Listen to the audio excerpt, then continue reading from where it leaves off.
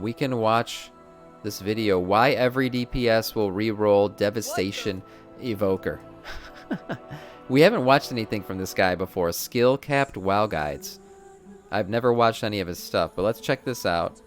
Got room for a healer? And actually, that's like the only thing we don't have a room for, Stouty. We're looking for DPS and a tank right now. But just wait a little bit. I might decide to add a 5th healer. We'll see. We'll see. Yes, Alabaster probably. The last tower I wore was back of the Cloud Serpent mounts, yeah. Skill cap, he's an OG. No, Stouty, don't be sad. I want to try to heal. I want to try to out-heal back. That's a worthy, that's a valiant thing to try to do. Okay, let's check this out. Let me lower the volume here. So this video is why everybody will reroll Devastation Evoker. Let's check it out. Evokers are going to be OP for 2 months and then get absolutely crushed in the past. I mean, that's what happens with hero classes, right? You guys remember Death Knights.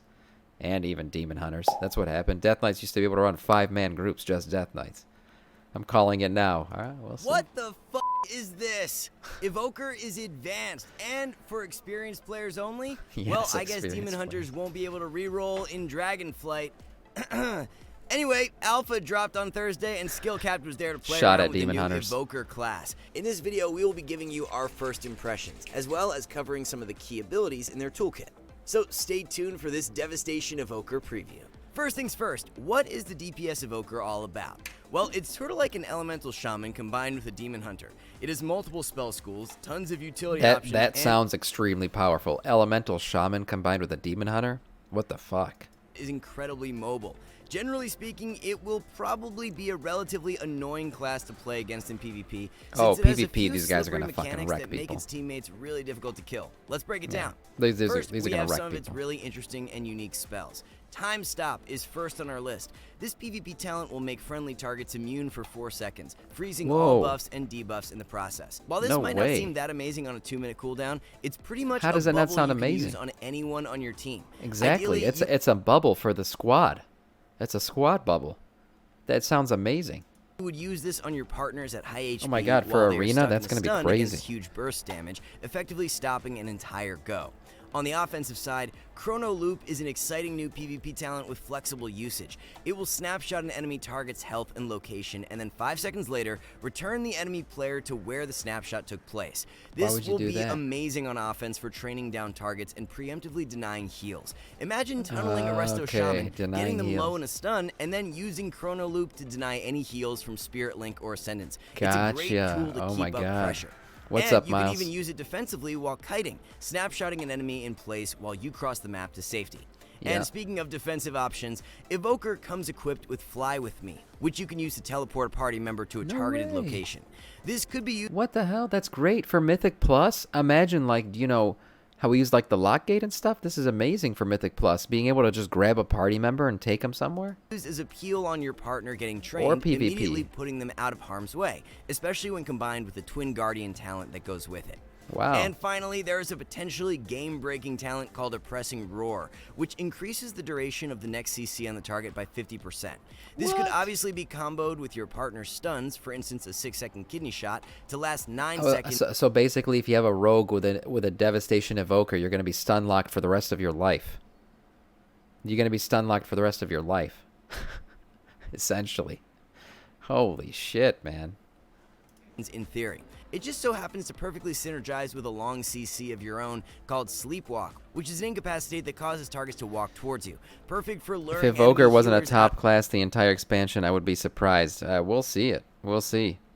Yes, they need to remove Snapshot and PvP. That's going to be so unfair. Yeah, you're literally going to be stun locked for your entire life. You're going to have to log out, log back in, you'll still be stun locked. For setups, but with a 15-second cooldown and a cast time, it probably will be difficult to utilize as cross CC on off targets. Their entire toolkit is enhanced with their insane mobility, most notably Hover. This launches the player forward and grants a movement speed increase and the ability to cast while moving for 6 seconds, all of which can be enhanced with 2 talents called Tailwind and Aerial Mastery. Think of this ability kind of like a mage's shimmer. It can be used both aggressively to push in for setups or to quickly evade attacks, all while zooming around at 70% movement speed while casting. Finally, we have our last unique Evoker ability, which you've probably seen before, Deep Breath. This is a classic Onyxia mechanic that has been recycled into a class ability. Our initial thoughts is that it's probably not that amazing. While you can give it a stun with the talent deep in the Evoker tree, its slow startup animation and travel time make it too laggy to reliably use in PvP outside of huge Did I already invite you, For this reason, it might be used as a gimmicky bursting tool, but good Evokers might actually use it as an escape tool because it grants CC immunity. It can be used to quickly move. Yeah, you can't be CC'd while you're flying through the air. That's going to be the main thing across the map and avoid setups. Evoker also comes equipped with an interrupt called Quell, which isn't too exciting, with a 25-yard range, a 20-second cooldown when talented, and a 4-second lockout. This puts it in the middle of Wind Shear and Counterspell. Again, not that amazing, but a kick is a kick. Of course, we mentioned that Evoker comes equipped with some interesting utility. We already mentioned Fly With Me and its Twin Guardian talent, but Evoker has a baseline Poison Dispel on an 8-second cooldown, combined with a longer dispel that removes bleeds, poisons, curses, and diseases.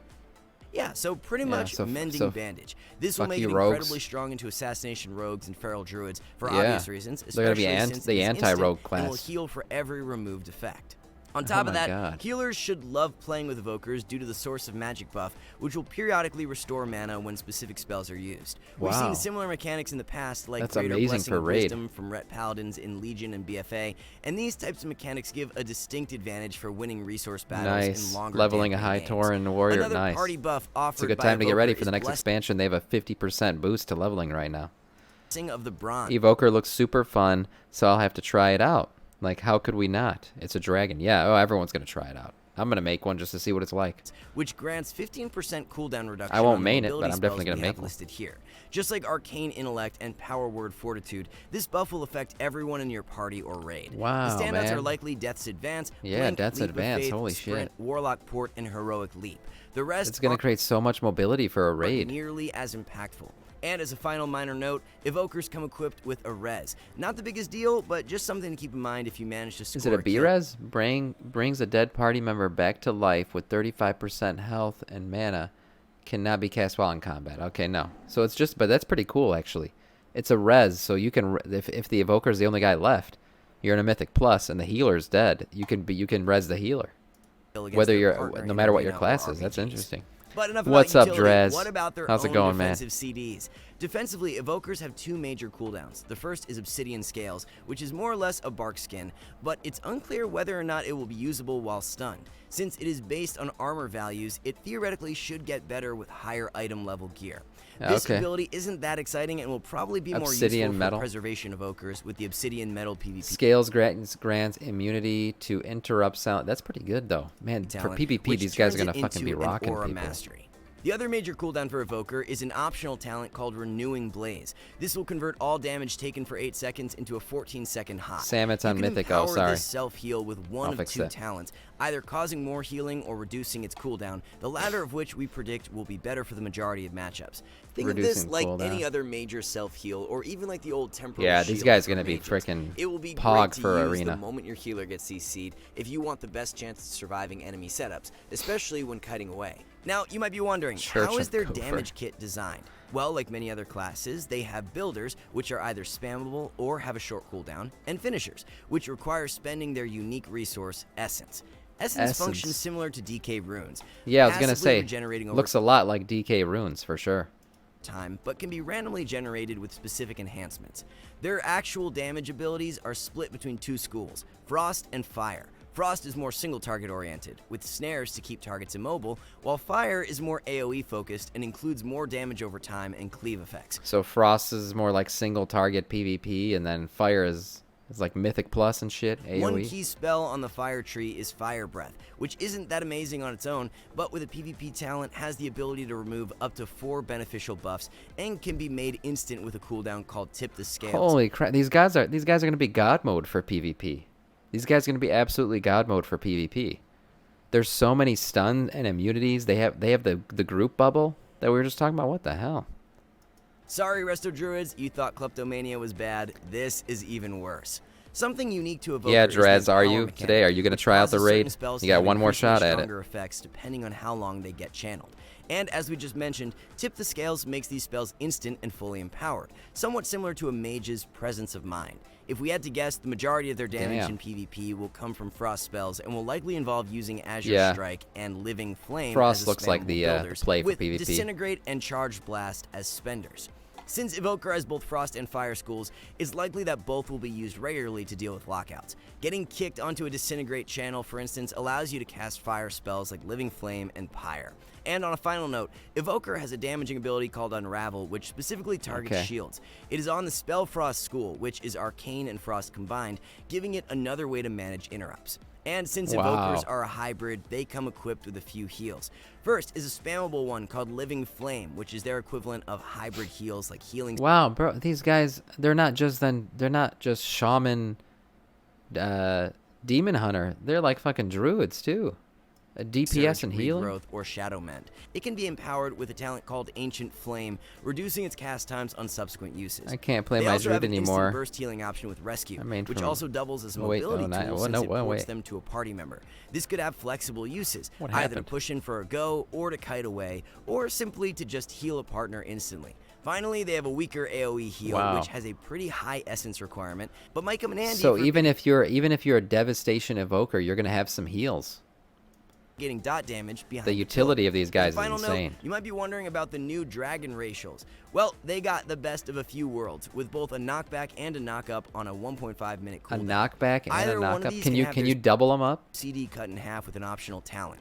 Note that they don't share a cooldown, meaning they can be chained together. So you can. That's what I was asking. You can literally you can doomfist people. You can fucking knock them back and knock them up into the air.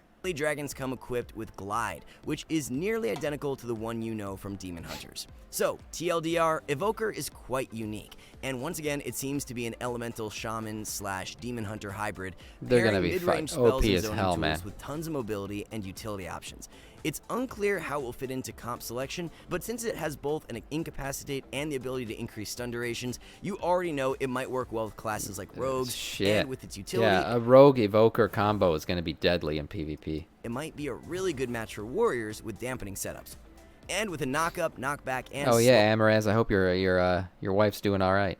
What's up, Godon? Fall mechanic as well as what's up, man? Welcome back. CDR. We definitely see utility for Evokers in some Dragonflight RBG lineups. But we want to know what you think. Based on what you've seen so far, what do you expect from Evokers? Evokers are going to be OP as fuck. Let us know in the comments below.